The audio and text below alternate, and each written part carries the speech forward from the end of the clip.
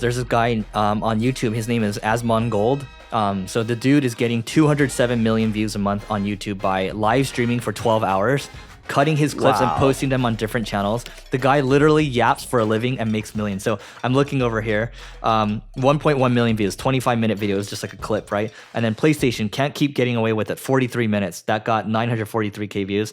And it says Ubisoft is panicking, 1 million views, 15 minutes, right? Her pretty privilege explained, it ruined her life. It's basically all reaction things, but he's just yapping for 12 hours. And I think the whole point of calling this out is there's no right or wrong format in YouTube. It's just whatever works for you. Sam Sulek, he's just working out all the time. I don't know how many views he gets anymore.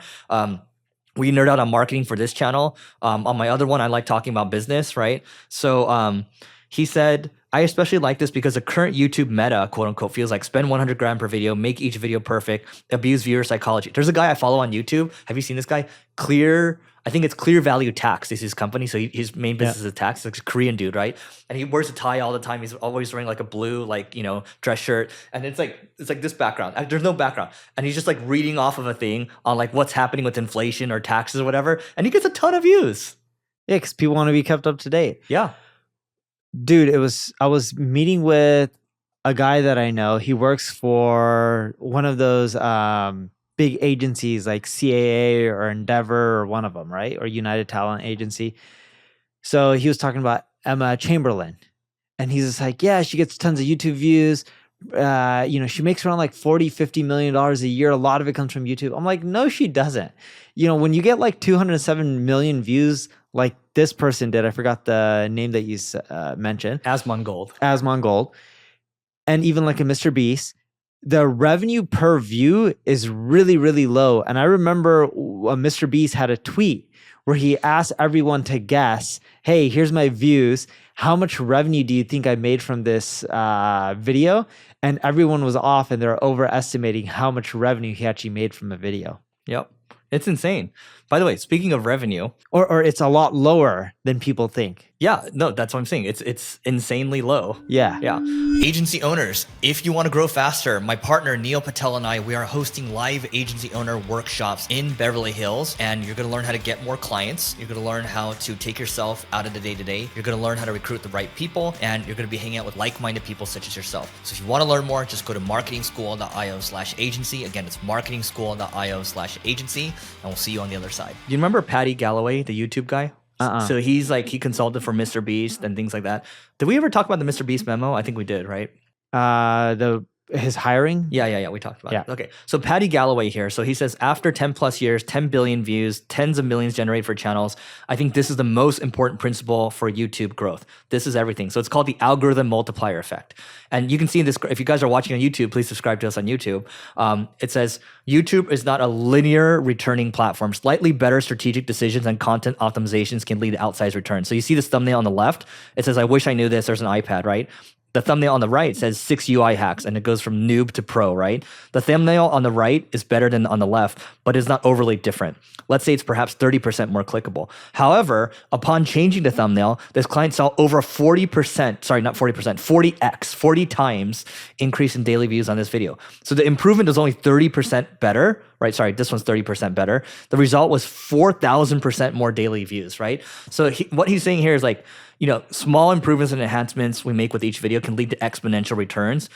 So a video with 10 million views isn't just 100x better than a video with 100K views. It's likely just slightly better in a few different categories, realizing this is everything. And this is called, again, the algorithm multiplier effect. The way I want you to think about YouTube's algorithm is think of you performing a search or you watching a video. There's a list of other videos that they recommend, or there's a list of results when you perform a search. You could be at let's make up the number. You can be at a 1% click-through rate. You would think that, hey, increasing it to 1.3% as a click-through rate isn't that much more. But if you're number 10 on the list and all of a sudden 1.3 makes your click-through rate better than everyone else ahead of you, they will pop you up to number 1. If you're popped up to number 1, you're being push so much more, your traffic is drastically different. It's like being number 10 on a Google result versus being number 1. Yeah. Look, we obsess over this, not enough, but enough right now where when a video comes out, everyone's looking at YouTube Studio and we're looking to see if it's a 1 out of 10, 2 out of 10, 3 out of 10, which means the ranking, like how does this stack against the last 10 videos, right? Yep. If it's not in the top 3, we know there's a problem with it. And then the team's trying to figure out, okay, how do we repackage this quickly to try to get a higher click-through rate and ultimately just get more people viewing. And maybe we might need to scrap it and then do better with the first 30-second retention, right? But this is a full-time job. You need someone that's on it.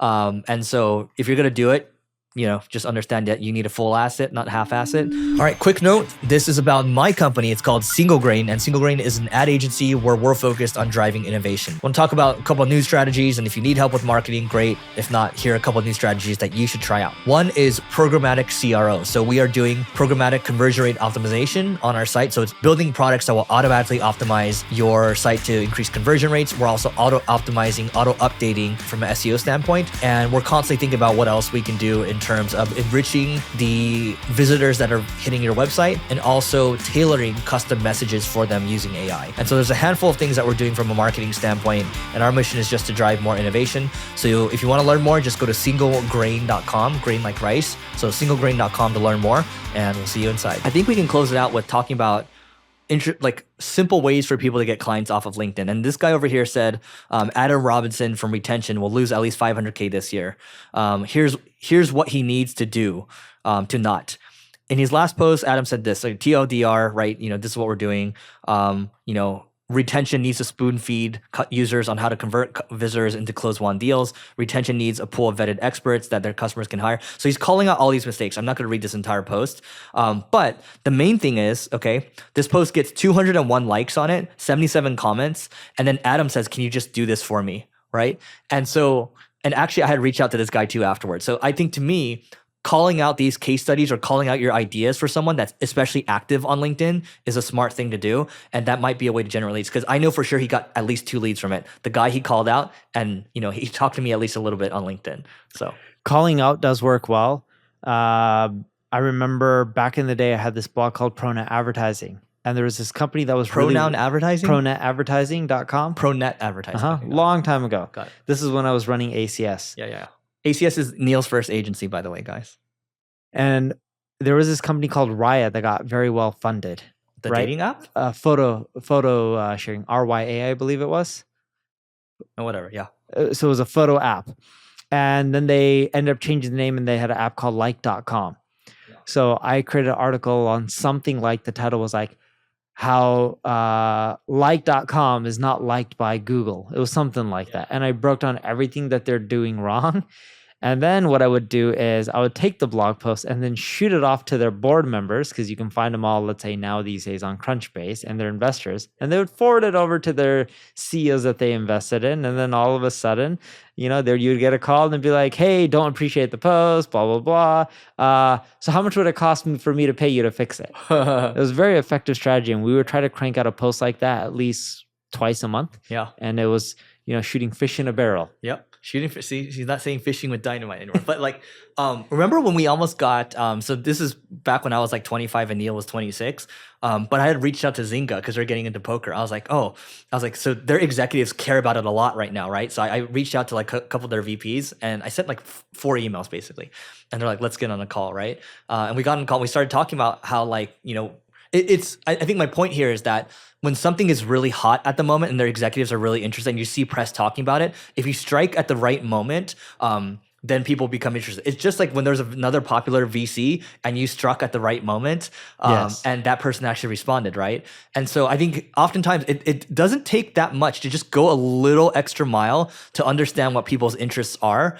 And then people will respond to you, right? Like that's all it takes. It's like, oh crap, this guy does research. This guy knows what I'm interested in. Okay, I'm going to respond. It's right timing, and you have to have value with the email that you're sending out. And if you don't have value and you can't quickly show it, people are not going to follow up with you. And the way I think we both did those emails, you did on your end, it was more so like, hey, I've helped with this stuff before. Yes. We've done this stuff before. Yes. So it's showcasing case studies, but being short and to the point, because none of these people want to read a page-long thing. Yeah. They just want to be like, all right, does this guy know what they're talking about? Let's just get on the phone. So for example, let's use Brad from like recordeditpodcast.com, right? So if he reaches out, he's like, you know, if you need someone, like I've worked with Logan, whatever, right? I've worked with this person, I've worked with that person. Like I'm just naming names, right? It's like, oh, you've worked with these people? Oh, that's cool. Okay, let's give it a shot. And that's basically it, right? Or wait, is that how you found him? That's how he found us. You shout out an email? DM. He slid into my DMs. Yeah. So you literally just send him an Instagram direct message. What was the story reply? Yeah, it was a story reply. Yeah, I forgot what cool. I said. Yeah, what did I say? You're looking for like Beverly Hills studio, and I was just like, oh yeah. You just come, and I'm like, oh, okay, that sounds good to me. Yeah. Yeah, that's even better. Dude, the same thing happened to me the other day. Someone messaged me on the other day, being a few months ago. Someone messaged me and being like, "Hey, your YouTube thumbnails suck and they're not optimized." So they're like, here's all these thumbnails that are better than your existing ones and they'll outperform. And we know our thumbnails suck. And I talked about this on our podcast episode here earlier. It doesn't help us generate multi-million-dollar clients. Now, don't get me wrong. We still believe in being on YouTube. We think it's good branding. Indirectly in the long run, it maybe can help us potentially get included, but it all adds up. I don't think it's going to be a direct contributor. So I sent it to my team. I'm like, hey, can you guys get this implemented? Did an email intro. After a month, nothing happened. After a month and a half, nothing happened. So then I was like, dude, I'm like, do you just want to do it? I can create an account. Don't screw things up. So then he started doing it. Views started going up, not by a lot because we only did a test on a few videos, but the percentage for those videos went up quite a bit. And when I say quite a bit, you're talking about maybe like, I don't know, like 300%-ish. And he picked easier videos to do it with, of course. But he's just like, yeah, I think I can double your YouTube traffic really quickly. I just need to spend in more time. I was like, cool, sounds good. Send a proposal. My team will manage you and you'll deal directly with them and you can just make the changes directly. Look, I think the final thing that's worth calling out related to this is if you want to get clients using Instagram or Twitter DMs or whatever, don't be like all the people that said, hey, I noticed something's wrong. Like, can we have a talk? Like, no, I don't want to talk to you, bro. Like, it's like, no, hey, I noticed something's wrong. Here are some things I've done already. Show me the work already. So then it's less friction for me. Because that shows me that you stand out versus the 20 people I get on Twitter and Instagram every day saying, hey, we'll create a landing page for you for free. How does that sound? It's like, how about you just show me the landing page right now so you stand out beyond all the other people. That's all you need to do to stand out. Dude, and when it came to YouTube thumbnails, I get so many messages and emails of people being like, oh, we can better optimize your YouTube channel. And I'd always message people back and be like, show me some examples or how. And most people would ignore me. But the guy who sent me a message and sent me in that first message images of what I'm doing wrong. And I'm like, we already know what we're doing wrong. The problem is our cost of labor here in America to end up having someone full-time do it, just the ROI is not there. So you need someone from overseas and this person is overseas. And I was like, okay, cool. An extra few 100,000 views a month doesn't cost us much. Not going to have a direct ROI right away, but it's so cheap. It just doesn't matter. It's just the cost of doing business. And just to drive this point home, the difference here with us responding is if you send a message and you include the work up front without us having to ask, because when I don't see the work up front, it makes me think back to my 22-year-old self or whatever, and I'm just really disappointed. I'm like, man, you just needed to go a little further and you couldn't do it. And then it makes me think like, man, such a disappointment. So when you were in your early 20s and you would do cold outreach, you would actually provide the work then and there. I would make a 20-minute video. There's no Loom or anything. I would make a 20-minute video. I'd wait for it to upload. And then I'd find a way to send that video to people. I was doing the work up front. 20 minutes, 20 minutes, 20 minutes, 20 minutes every day. I think I would spend like 4 or 5 hours a day doing that. And when Eric was young and he was hitting up people, not only would he capture a percentage of their interest, he was also willing to do more after that for free to prove his value before he would get paid for anything. Yep. And that's what makes you stand out, doing the things that other people aren't willing to do. That's it. You've done the same thing. I've done the same thing. And then eventually, like when other people don't do it, you're just really disappointed. You're like a disappointed father. That's what it is. Dude, and I hate to say I'm not trying to pick on the younger generation, but I kind of am. A lot of them just believe that they should just get the results with less work. And they have this, delusional fantasy that's like, yeah, I'm just going to be an influencer and make money and travel the world. Good luck. Good luck with that. All right, that's a good place then. So that is it for today. Please don't forget to rate, review, subscribe, and go to marketingschool.io/agency if you want to learn more about the Agency Owners Association, where Neil and I will help you get more clients and grow your agency. Goodbye.